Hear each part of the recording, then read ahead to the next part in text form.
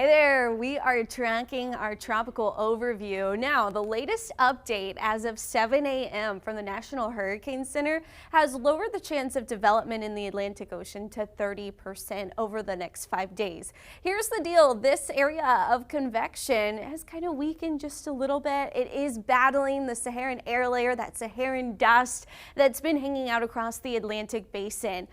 So as we track the tropics, this is an area of investigation. It's Invest 94L that the National Hurricane Center is still tracking, but notice the track of this system is going to be right in the middle of all of that Saharan dust. So the odds of it developing to anything at all or anything, especially anything strong, are very, very low at this time due to that dry layer of air that comes along with the Saharan dust. Now, I do want to point out if this tropical wave does hold up as it approaches the Caribbean islands, especially those Leeward Islands, this is an area that is most likely for tropical development typically during the month of August.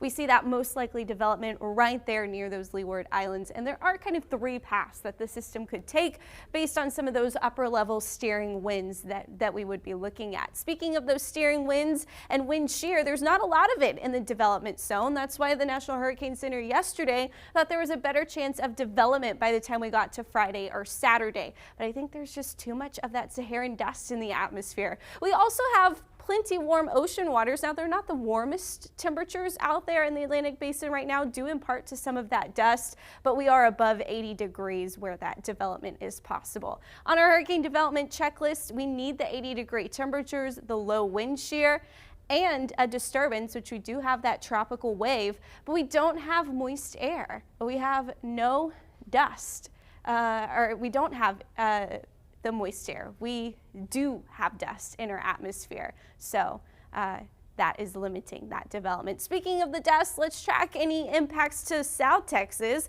We see the dust across the Gulf, and we may see just a little bit on Sunday, but not as much as we have seen during the last week or so, or much of this summer.